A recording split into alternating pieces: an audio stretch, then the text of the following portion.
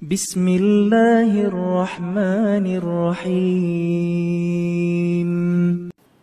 Bagaimana kalau kita bagaimana kalau kita berdakwah, kita ceramah, kemudian kita nggak cari nafkah, cukup dengan demikian? Nggak boleh.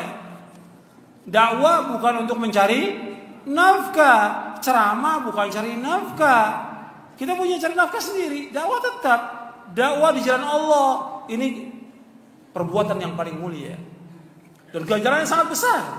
Allah menyebutkan dalam Al-Quran, wa man ahsanu qawlan mimman da'a ila Allah wa amila salihan wa qala innani minal muslimin. Di dalam surah Fussilat. Dan tidak ada yang paling baik perkataan manusia tentang orang yang mengajak manusia kepada Allah. Dan dia beramal saleh dan mengatakan saya orang Islam. Dakwah ini ganjaran besar. Besar ganjarannya. Makanya para nabi, para rasul alaihi wassalatu wassalam, ketika mereka berdakwah, itu mereka mengatakan, la as'alukum alaihi ajra in ajriya illa ala rabbil alamin. Sesungguhnya aku enggak minta ganjaran, enggak minta upah, enggak minta gaji dari kalian. Para nabi mengatakan demikian. Ganjaranku, upahku atas Allah Rabbul Alamin. Maksudnya begitu para dai, para ustaz dalam berdakwah, enggak mengharapkan sesuatu dari manusia, enggak makan uang, enggak mengharapkan amplop, enggak mengharapkan duit, enggak mengharapkan yang lainnya. Karena Allah. Jadi jangan jadikan bahwa dakwah sebagai mencari maisha. Makanya kata Abu Aliyah rahimahullah, beliau mengatakan, "Alim majjanan kama ulimta majjanan." Ajarkan manusia dengan gratis sebagaimana pun kamu dapat ilmu juga dengan gratis. Ajarkan karena Allah. Jangan mengharapkan sesuatu dari manusia, jangan. Jangan. Ini Islam ajarkan. Disuruh orang ikhlas, yang pertama kali wajib ikhlas siapa? Ya dai-nya harus ikhlas karena Allah, enggak mengharapkan sesuatu dari manusia. Lihat para ulama terdahulu. Mengajarkan karena Allah. Enggak ada ulama terdahulu habis ngajar, murid-muridnya kumpulin amplop, masukin duitnya buat ustadznya. Enggak ada. Kecuali zaman sekarang. Enggak ada, zaman dulu enggak ada itu. Kumpulkan uang untuk buat ustadz, enggak ada seperti itu. Bahkan si ustadz kalau perlu dia yang harus berkorban. Karena dakwah merupakan jihad dan dia wajib berjihad dengan apa? Dengan dirinya dan hartanya dia berjihad dengan Allah. Lihat para sahabat berjihad dengan dirinya, berjihad dengan hartanya. Kecuali kalau memang ada dari ulil amri, memang dia ditugaskan ulil amri untuk berdakwah, ulil amri yang memberikan gaji kepada dia, boleh, hukum syar'i. Tapi mengharapkan orang kumpulkan keropak amplop buat ustadznya nggak benar seperti itu. Bahkan ada yang ngaji bayar, nggak boleh. Ngaji ini gratis.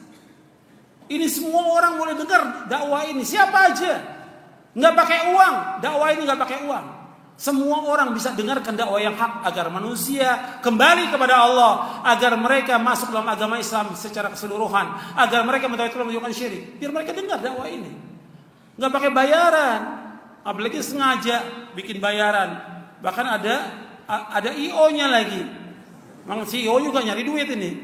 Bikin di hotel, bikin di pantai. Ini nggak benar. Ustadznya mesti tegaskan nggak boleh yang seperti ini. Karena apa? Orang akan rusak, dibedakan antara orang kaya dengan orang miskin. Ente orang miskin gak punya duit, gak bisa ngaji di hotel, gak bisa ngaji di pantai, miskin. Kan secara kasarnya seperti itu. Mesti dakwah di masjid semua orang dengar, orang kaya orang miskin sama, gak ada bedanya. Karena ini ibadah kepada Allah SWT. Jangan pakai dibayar. Semua lakukan karena Allah dan jelaskan kepada mereka ini dakwah. Kalau mereka punya uang, mereka ingin bantu pondok, bantu masjid, bantu orang-orang miskin, bantu yang lainnya. Tapi bukan buat ustadznya, ustadz tambah kaya, bukan. Seperti itu. Ini harus perhatikan, jaga keikhlasan, dan kita semua mengharapkan ganjaran Allah, dan yang kita harapkan surga Allah SWT, bukan dunia. Dunia dan seisinya lebih jelek daripada bangkai kambing. Gak ada harganya, meskipun hanya setebat sayap nyamuk. Yang kita cari wajah Allah, yang kita cari karena Allah, yang kita cari surga Allah. Itu semuanya harus diingatkan demikian manusia.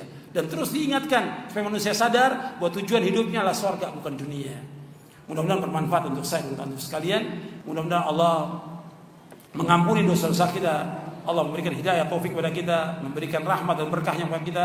Mudah-mudahan dari apa yang kita kaji bisa kita pahami dan bisa kita amalkan.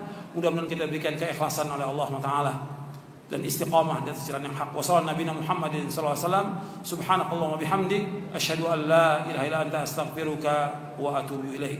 Assalamualaikum warahmatullahi wabarakatuh.